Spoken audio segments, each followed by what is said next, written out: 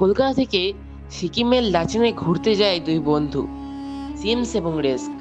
তারা জানতো না এই ট্রিপ তাদের জীবনের সবচেয়ে ভয়ঙ্কর অভিজ্ঞতা হয়ে উঠবে।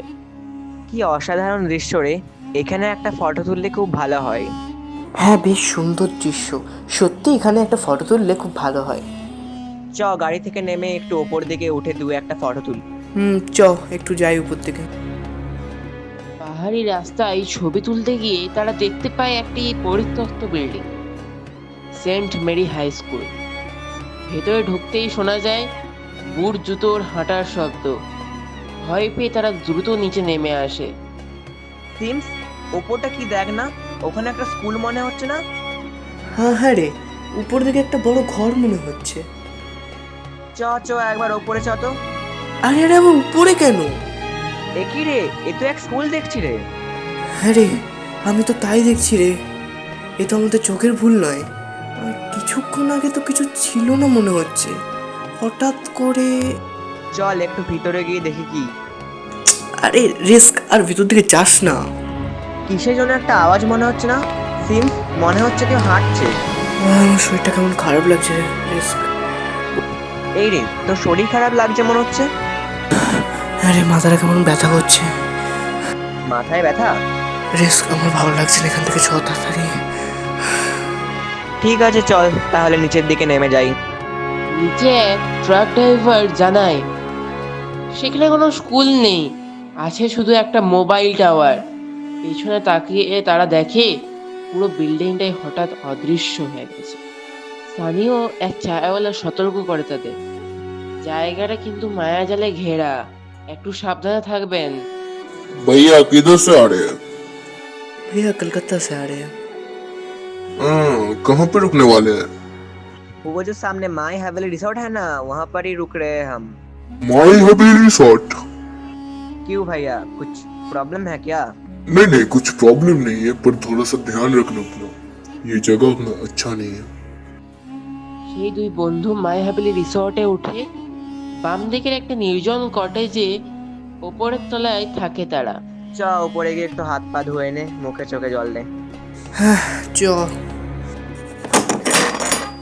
রুমে একটা গন্ধ মনে হচ্ছে না? হ্যাঁ হবে, হয়তো বহুদিন ধরে ধর তো বন্ধ ছিল, তাই হয়তো মনে হয় গন্ধ ফন্ধ হয়েছে। ছাড় বাদ দে, চ একটু ফ্রেশ হয়ে যায়। সিমস, চ একটু বাইরে থেকে ঘুরে আসি। না রে, আমার শরীর ভালো লাগছে না। কি বলিস, আবার তোর শরীর খারাপ লাগছে? আরে আবার যেন মনে হচ্ছে মাথাটা ধরেছে।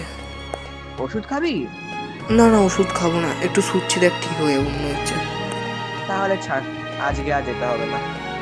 আরে বাবা, তুই যাবি না কেন? তুই যা না। না, আমি তোকে একা ফেলে কি করে যাই? আরে বাবা, কোনো অসুবিধা নেই, আমি একা থাকতে পারবো, সেরকম শরীর খারাপ হয়নি। তুই যা, তুই শুধু শুধু আমার জন্য তোর মজাটা নষ্ট করিস না অন্তত। যা, তুই একা ঘুরে আয়। ঠিক আছে, আমি তাহলে যাচ্ছি। হ্যাঁ। ও আপনি বলুন। भाई साहब, আপনারা কি খাবেন রাত্রে? একটু ননভেজ খেতে ইচ্ছা করছে। হ্যাঁ হ্যাঁ, ননভেজই খাবো, চিকেন করে দিতে পার। তাহলে একটা কাজ করুন, চিকেন বানিয়ে দিন আমাদের জন্য।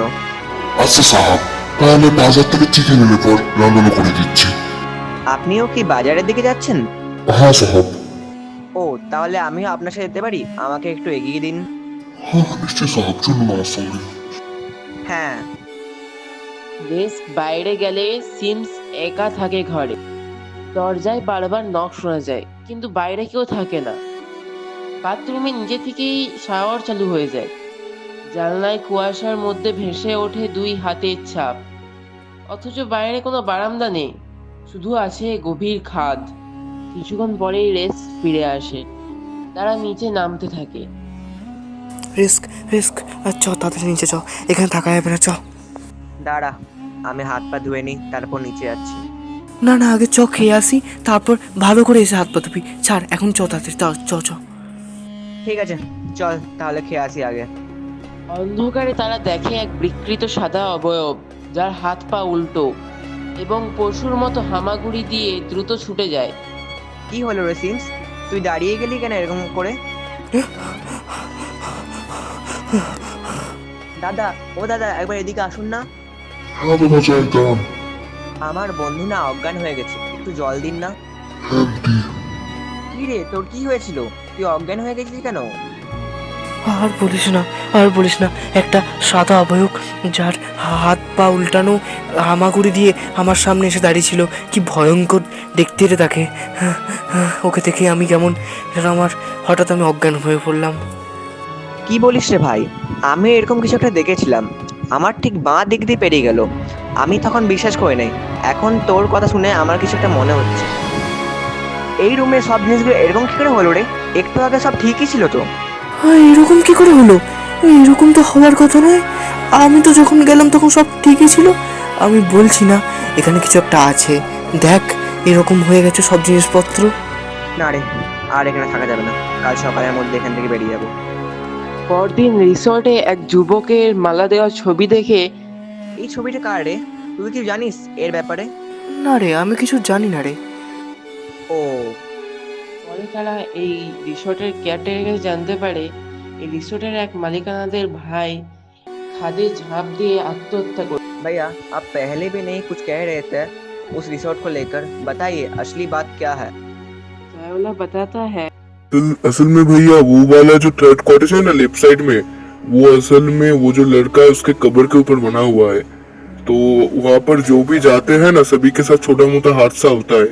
आपके साथ भी वही हुआ है। उसके लिए मैंने पहले दिन आपको सावधान कर दिया था, पर मैंने पूरा बात नहीं बताया आपको। मुझे लगा कि आप लोग नए हैं, आपको बताएंगे तो क्या होगा, उसके लिए आप डरेंगे, उसके लिए मैंने नहीं बताया फिर।